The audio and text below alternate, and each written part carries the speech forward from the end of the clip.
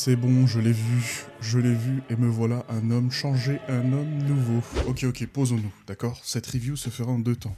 D'abord, on va faire la technique, là, les technocrates, on va parler de l'animation, ça fait plaisir. Et ensuite, on va parler des émotions. Qu'est-ce qui fait qu'on retienne le film? Le film, évidemment, 10 sur 10, absolument incroyable. Mais j'en profite aussi pour ajouter quelque chose au début de cette vidéo, pour que tout le monde puisse le voir. Il faut voir ce film au cinéma. C'est absolument un film de cinéma. C'est-à-dire, c'est totalement différent de ce qu'il y avait dans la saison 1. Et il y a certains aspects, notamment la musique, notamment l'action, il faut le voir sur l'écran le plus large possible. Notamment si vous avez le ScreenX. Vous voyez, c'est une espèce de séance où il y a 3 écrans, un central, 2 latéraux.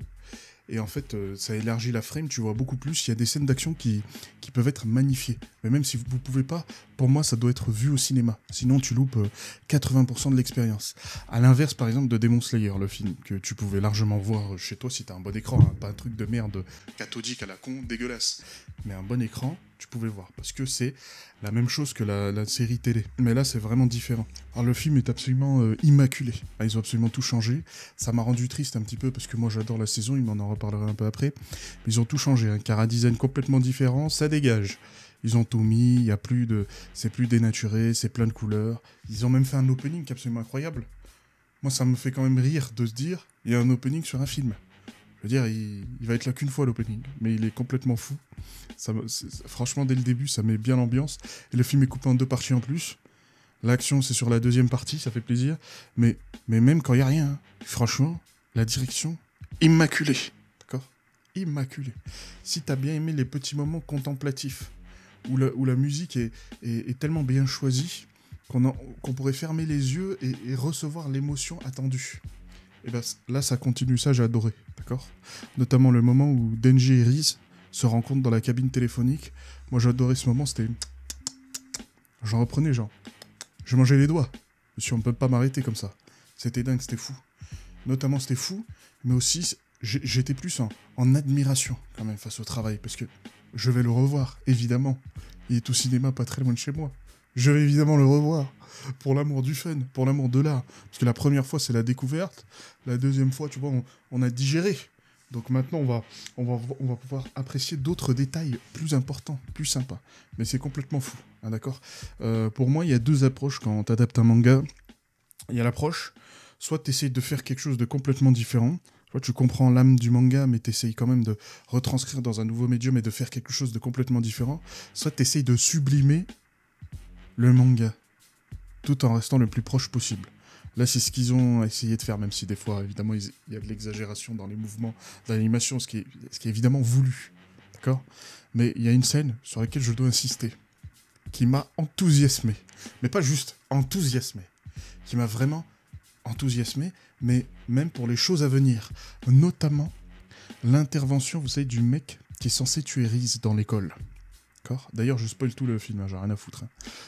Qui est censé tuer Riz dans l'école, là, cette espèce de tueur en série. Même il a une scène avec le démon du typhon, là, je sais pas quoi, où les deux discutent et lui expliquent comment il a pu tuer un Devil Hunter chinois, d'accord? Ok. Dans le manga, cette scène dure pas très longtemps, d'accord? C'est pas très long, ok? Mais c'est pas du tout marquant, ok? Ce qui est plus marquant, c'est le décor. L'espèce de petite salle de bain dégueulasse, abandonnée, le carrelage, des choses comme ça. D'ailleurs, le décor est fait par Yokinobu Tatsura, le mangaka de Dan. Voilà pour l'information. Ne me remercie pas. Ne me remercie pas, c'est moi qui donne, c'est moi qui offre. Cette scène, tu vois, quand l'action est explosive et qu'il y en a partout, tu te dis, les moments contemplatifs, c'est un peu compliqué. Bah, en fait, non, ils ont quand même réussi à le faire. Et il y a des moments horrifiques où tu es censé avoir peur. Et c'est compliqué d'avoir peur quand dans le manga, tout le monde finit démembré, déchiré en n'importe quel morceau. Et même le concept de certains démons, notamment le démon de l'infini, c'est déjà l'horreur. C'est compliqué quand même de retransmettre ça avec juste un mec qui, voilà, il s'avère qu'il a saisi la famille de quelqu'un pour tuer un être plus fort, les utiliser contre lui. Bon, c'est pas que c'est pas horrible, hein, c'est horrible. Mais bon, t'es à un degré où t'es censé avoir vu pire, quoi. À ce moment-là, tu vois, il s'est déjà passé pas mal de dingueries. Et ben je trouve cette scène absolument incroyable. J'avais peur, j'avais des frissons.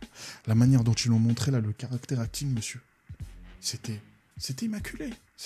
J'ai regardé, et la scène de course-poursuite, là, qui fait un peu hommage à, tu sais, tous les slashers, les trucs de Vendredi 13, là, la con, là. Où la meuf, elle court, en cassant tout partout. Et t'as l'impression qu'elle court tellement pas vite.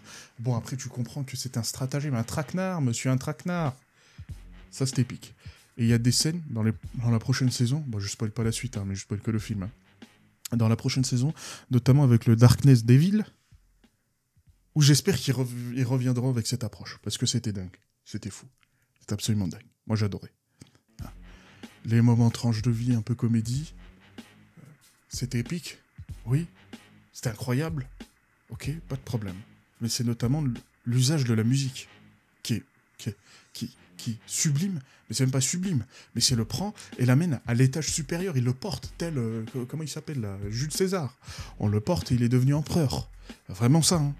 Le moment où Denji se transforme la première fois dans le film, d'accord, et qu'il perce le toit de la voiture, il saute sur le toit, et il y a la musique de, comment il s'appelle, la Maximum The Hormone, je sais pas quoi là. Je suis désolé, mais j'ai des frissons. Déjà cette musique, ils l'ont poncée. Elle doit être, je sais pas, c'est l'ending 3 dans l'animé, mais elle doit apparaître dans l'animé au moins 3 à 4 fois. Peut-être 5 fois même, tellement on la bouffe. La musique est incroyable. Et je savais pas qu'elle durait aussi longtemps. Moi, je croyais que c'était bon, c'est l'ending, et puis on passe à autre chose. Mais quand elle arrive, et Denji est là, il se transforme. C'est l'heure du cinéma. Là, on était au théâtre, maintenant on est au cinéma. Là, c'est épique. Et ensuite, c'est full action. Pendant 40 minutes. Je veux dire, t'as jamais vu ça. T'as jamais vu ça. Tu vois, mais surtout, moi, j'accorde un point très important. Alors là, c'est le point contentieux, d'accord ? Je vais faire une petite aparté. Je sais pas si t'as vu Re:Zero saison 3. À un moment donné, il y a Garfield, il affronte un type, et c'est animé, storyboardé par, comment il s'appelle, Vincent Chansard. Cocorico, monsieur. Il est français, je suis forcément de son côté. Le problème, mesdames, messieurs, c'est que c'est full Sakuga, y a pas de problème, c'est la bagarre, mais c'est que ce genre de scène, c'est illisible. Je ne comprends rien à ce qui se passe. C'est comme l'épisode 17 de JJK saison 2. Je comprends que c'est très bien animé, je le vois. Peut-être c'est ma faute, hein. Peut-être c'est moi, je suis trop lent, je vois pas. Non, c'est pas possible, c'est forcément de ta faute à toi, ça peut pas être moi. Mais quand j'ai vu ça, j'ai dit, oh, c'est incroyable. Il y a des frames, ça envoie du pâté, on sent vraiment que ils ont mis de l'effort. Pas qu'ils mettent pas d'effort pour le reste, hein, mais tu vois ce que je veux dire. Vraiment, c'est premium. Mais par contre, c'est illisible. Je ne comprends pas qu'est-ce qui se passe dans la scène, d'accord ? Dans cette scène, je ne comprends pas. C'est pour ça, quand j'ai vu qu'il avait fait, pareil, une espèce de scène de combat dans Vigilante, j'ai eu peur que ce soit la même chose. Mais en fait, ça, c'était lisible. Alors évidemment, il y a l'échelle. C'est ça aussi le truc qui est compliqué, c'est qu'en fait il y a plein de paramètres. Dans le combat contre Garfield, il se passe dans une espèce de petite pièce sous terre, et Garfield il court pendant au moins 3 km. Mais c'est quoi cette pièce ? Elle s'est transformée en terrain de foot. Et pour moi c'était illisible. C'était sûrement très bien animé, mais c'était illisible. Et j'en parle pas trop. Vous savez pourquoi ? Parce que je me suis dit, il y a forcément des gens qui ont le même avis. Et quand j'ai vu que personne se plaignait, je me suis dit, bah, c'est sûrement moi. C'est sûrement moi le problème. Je ne comprends pas, je ne le vois pas bien. Alors j'ai dû voir la scène 5 fois en me focalisant sur... Attends, qu'est-ce qui se passe ? J'ai envie de comprendre. D'accord ? Pas sur l'émotion ressentie par l'animation, mais plus pour comprendre qu'est-ce qui se passe. Je suis devenu logisticien, inventoriste. Ok, il y a ça, ceci, cela, sauci, sauna, tout ce que tu veux. Ça c'est épique. Mais dans le film de Chainsaw Man, pour moi tout est lisible. Même des scènes de combat rapprochés où il y a des explosions, où tu sais, ils tentent des choses, tu sais, l'éclairage change, la perspective change, on passe d'un autre endroit. Moi j'ai compris, c'était lisible. Ok, c'était Sakuga, c'était épique, c'était incroyable. Oui d'accord, mais c'était lisible. Ça c'est le plus important. Ça c'est le peuple, c'est ce que veut le peuple. Si je ne comprends pas, comment ça peut être bon, d'accord ? Et surtout il faut comprendre que, allez, en round, il doit y avoir 3 rounds entre Denji et Riz. Et chaque round, il y a un style différent. Notamment quand Denji tue le démon Typhon, là. À la toute fin, il a une espèce de pose. Une scène qui est absolument incroyable. Même dans l'échelle, tu comprends que ce truc est gigantesque. Par le simple fait que Denji doit faire des tours, là, comme dans Mario Kart, frère. Il doit faire 3 fois le circuit pour arriver au bout. Ça, c'est épique, ça, c'est voulu. Ça, c'est marrant. Ça, c'est divertissant. Ça, c'est l'animation. C'est pour ça qu'on adore l'animation. C'est pour ça. Et tu comprends là-dedans. D'accord ? Tu comprends tout est lisible, tout est incroyable. Et, limite, tu vois la fin de l'épisode. Ok, là, c'est le moment, il tape la pause. On envoie l'ending, l'épisode est fini, à la prochaine, quoi, la semaine prochaine. Moi, c'était dingue. C'était fou. Ils s'affrontent, 1, 2, 3 fois. Les bruits, d'ailleurs, quand elle explose, sont, tellement bien choisis que t'en ressens la vélocité de ses coups. D'accord ? Notamment, il faut que je parle du MVP du combat, qui est Aki. Alors, dans le manga, il n'y a pas de sound effect. Il n'y a pas d'effet audio, d'accord ? Forcément. À part si t'as un problème dans le cerveau, t'entends des trucs. Ou peut-être toi-même tu les mets. Donc forcément, t'arrives pas à te rendre compte de ça. Alors, il y a des choses pour moi qui se traduisent très très bien dans l'animation, mais moins bien à l'écran. Moins bien dans le manga. Notamment ça, pour ressentir l'impact. Quand Aki affronte Riz dans le manga, l'action est tellement frénétique, t'arrives pas à te rendre compte que en fait, c'est un putain d'être humain qui affronte le dégel, l'antéchrist, qui a oblitéré la moitié de la ville à ce moment-là, il faut savoir. Donc, quand j'ai regardé dans le film, au cinéma, je me suis accroché à ce moment-là. Je dis, oh putain, ouh, c'est mon gars sûr. Oh là là. Ah oui, c'est tendu l'histoire, parce que katana, pas katana, tu vois le futur, tu vois pas le futur. Un mauvais geste, t'es mort. C'est pour ça que c'est le MVP du manga, d'ailleurs. Aki, c'est le MVP du manga. Tous les matins, il se lève, en fonctionnaire, il va trimer comme un chien, il risque sa vie partout, autour de lui, il n'y a que des jeans. Ça, c'est épique, ça. Ça, c'est ce qu'on veut. C'est un homme à la force du poignet. Même quand l'autre, le démon du futur, lui donne la possibilité de voir quelques secondes dans le futur, je suis désolé, mais ce pouvoir, il est nul, quoi. C'est pas qu'il est nul, mais il est tellement inconséquent, ça lui permet de résister à 2-3 attaques, mais il a quand même failli crever plusieurs fois. Donc j'ai bien aimé ça fait plaisir. Allez, le seul point noir, j'ai envie de te dire, les moments comiques sont compliqués à retranscrire, parce que très souvent, tu lis le manga, regarde. Prenons le principe, on va dire c'est un manga, d'accord ? Tu lis, tac, tac, tac, tac, tac, tu imbribes ton propre rythme. Et c'est parfois ce qui fait la comédie. C'est souvent le timing de la blague qui sort, ou le rythme, comment les mots sont sortis. Et je trouve que ça se retranscrit un peu moins bien là-dedans. Chacun son avis, hein. Tout est subjectif ici, mais mon avis est supérieur au tien, faut le savoir. Allez, abonne-toi. Mais pour en revenir à l'aspect comique, c'est pas que j'ai pas rigolé à un certain moment, mais il y a des moments où quand je lisais le manga, je pouffais de rire. D'accord, je pouffais de rire. Notamment le moment où il dit « Moi, j'aime des gens qui m'aiment. Sauve-moi, Makima, je suis en train de tomber amoureux. » Là, le chapitre, normalement, se termine ici. Et j'ai bien ri. J'ai bien rigolé, car oui, nous étions là au tout début de Chainsaw Man. Hein, on s'accrochait à la table, tu vois, parce qu'on avait peur chaque semaine que le manga se fasse drop, se fasse axe. Parce que quand tu vois le délire, il y a des pages couleurs qui étaient que sur Manga Plus et pas sur le magazine, parce que c'était un peu trop, il y avait des meufs qui faisaient des ciseaux. Ils faisaient les ciseaux, ça fait peur. Revenons-en au plus important. Manga sur Denji.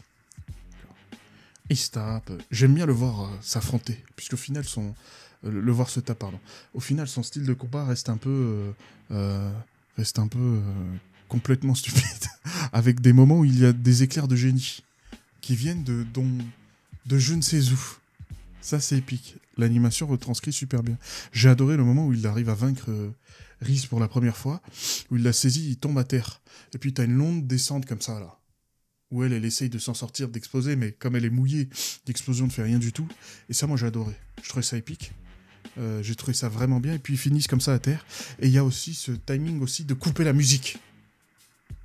Certains moments sont super bien faits. Notamment ça, je crois qu'il n'y a plus de musique, pardon. Il n'y a plus de musique, c'est très très bien. Mais d'autres moments, j'aurais aimé qu'il y ait encore moins de musique. Mais, tu vois, c'est du pinaillage. C'est du pinaillage. Il n'y a pas de problème, le film est 10 sur 10, c'est absolument incroyable, d'accord. C'est un vrai film de cinéma. J'ai noté des trucs, donc restez sur place, envoyez pas la pub. Alors, j'ai parlé des 3 styles, de plein de styles différents de combat. On est capable de faire des ralentis pour l'avoir en train de oh là oh là oh là oh là, comme dans Jojo, frère, en train de pilonner le mec d'en face. Et c'est immaculé. Les couleurs sont désaturées, on est quasiment en noir et blanc ou juste en gris. C'est incroyable, on voit les impacts. Bim, mon gars sûr. En fait, il a encaissé tellement de coups. J'ai du mal à comprendre comment il n'est pas oblitéré déjà. Mais bon, bref, on n'a qu'à faire semblant, tout va bien. Alors, j'avais un autre problème au niveau de la technique. Bon, c'est pas un problème, mais c'est... quand on a fait ça, comment on fait pour faire mieux? J'attends une réponse. Comment on fait pour faire mieux? Parce que la saison 2 va arriver, d'accord, je suis sûr et certain, ça a déjà été leak. La saison 2 va adapter tout le reste de la partie 1. Et cette saison, et je le dis, je n'exagère pas dans mes propos, sera la plus grande de toute l'histoire des animés. Ce qui va se passer est tellement imprévisible, puisqu'avant tout, Chainsaw Man, c'est une expérience. Les récits, des trucs comme ça, c'est... Quand tu regardes, tu te poses la question, mais qu'est-ce que je suis en train de voir? Pas parce que c'est illisible, mais tu te dis, mais comment ce mec est autorisé à vaguer en toute liberté sur les territoires nippons? C'est vraiment ça la question que tu te poses. Surtout, comment tu fais mieux? Je le vois pas. La barre est tellement haute que ça en est impossible pour les autres de faire quoi que ce soit. Pour moi, il n'y a même pas de débat.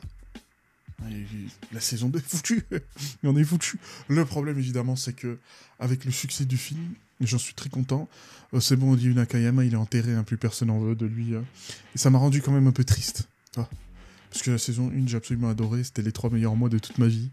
Mais j'étais quand même un peu triste. Parce que c'est mon gars sûr. Moi, je l'apprécie, je l'aime. Mais bon, c'est la vie. La vie continue. Et j'espère qu'il sortira un jour un animé sur son nouveau studio, là, en draft. Mais qu'il prenne son temps, là. Qu'il fasse pas comme Son Jung Park, là, qui va faire Ninja Kamui, mais qui a clairement pas les ressources, clairement pas les épaules pour faire. Mais est-ce que la review est finie? Absolument pas. C'est la deuxième partie, mesdames, messieurs. La deuxième partie est, comment je le dirais, absolument va se concentrer sur qu'est-ce que le récit. Parce que, en fait, il y a une chose qui est absolument importante dans Chainsaw Man, c'est qu'il y a constamment une espèce de sentiment de mélancolie qui s'installe.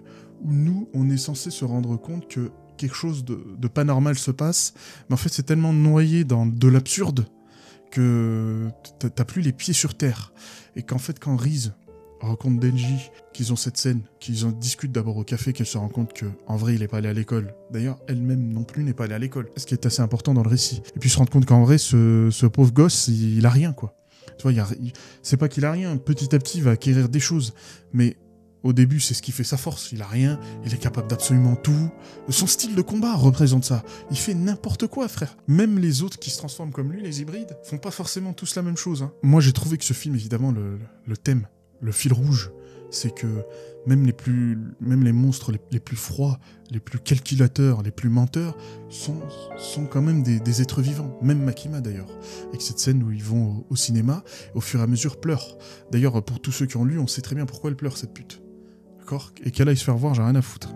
C'est mes personnages préférés du manga, mais qu'elle aille se faire voir. Évidemment, quand tu vois le manga, tu sais très bien qu'elle sait tout, Makima. Et qu'elle fait exprès que les deux se rencontrent. Et moi, il y a quelque chose que j'ai vraiment apprécié. Notamment, c'est cette capacité à te faire oublier que les choses qui se passent sont absolument horribles. Je veux dire, c'est un gamin qui est manipulé de droite à gauche, notamment dans la phrase, tu vois, c'est censé être comique, mais en vrai, c'est pas comique, qui dit que tout le monde veut le cœur du Chainsaw Man, mais personne veut celui de Denji. Oui, parce qu'en fait, personne ne veut de Denji à ce moment-là. Personne ne veut de lui. Mais au fur et à mesure de l'histoire de ce film, on se rend compte que dans tout ce que Riz dit, 95% sont faux, manipulateurs, mais il y a ces 5% où on n'est pas sûr. Et ces 5% valent tout l'or du monde. Valent tous les moments de difficulté.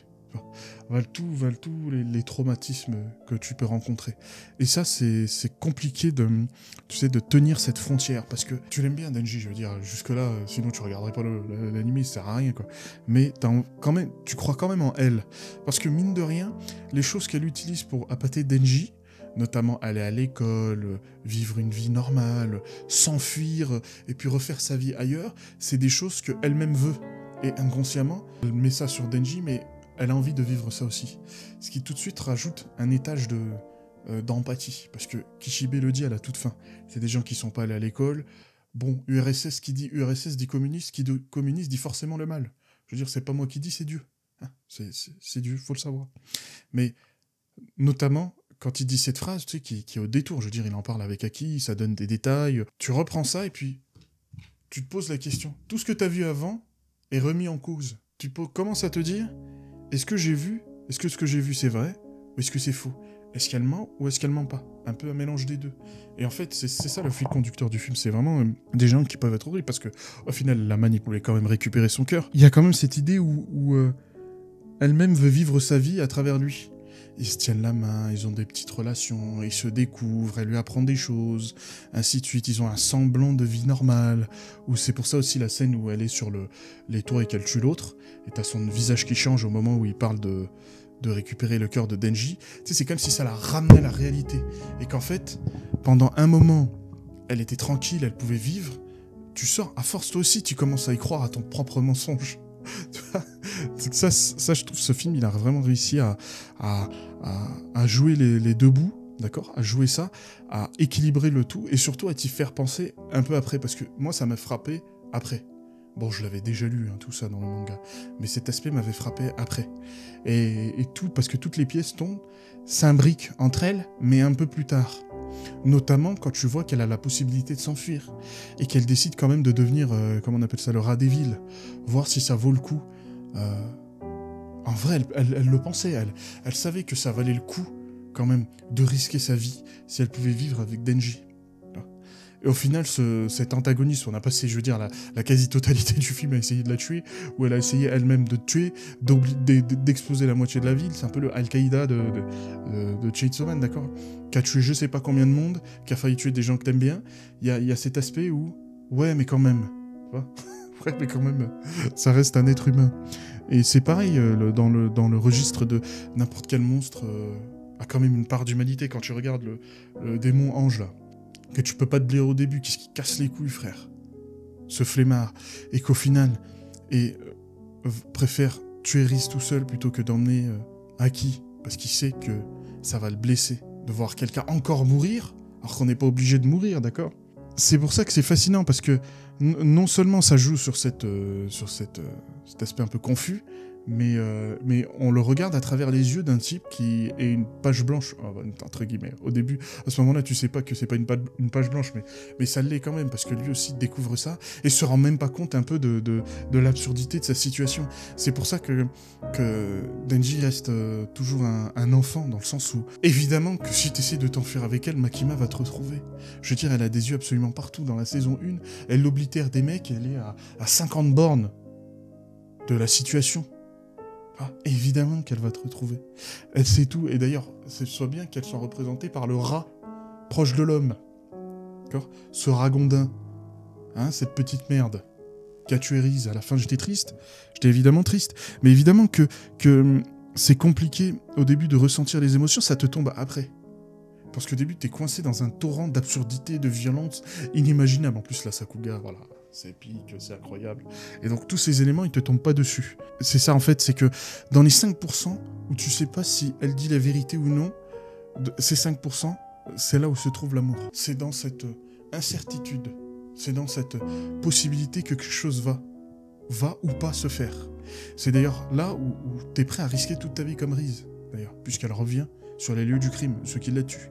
Parce que elle a cette... Elle sait pertinemment, je suis sûr qu'elle sait au fond d'elle que ça va pas être possible, puisque Makima est une sorcière, comme elle le dit.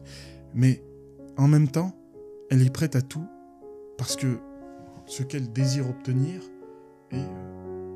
n'a pas de valeur. On peut pas mettre un chiffre dessus. Et en même temps, Denji lui aussi, il est sur ça, puisque même à la fin, je pense que lui-même ressent, parce qu'il reste un homme d'instinct. Je sais que lui-même ressent ça. Et donc il sait pas, il veut quand même l'emmener avec elle. Il veut quand même essayer. Il veut quand même tenter sa chance. Puisqu'en fait, pour lui, tout est nouveau. Et je pense aussi c'est l'innocence et l'honnêteté l'a fait tomber sous son charme. Parce que c'est mon gars sûr, il est épique. Tout ce qu'il fait, tout ce qu'il propose est forcément d'un niveau super élevé. Mais moi, j'ai adoré ce film. Et encore une fois, il faut le voir au cinéma.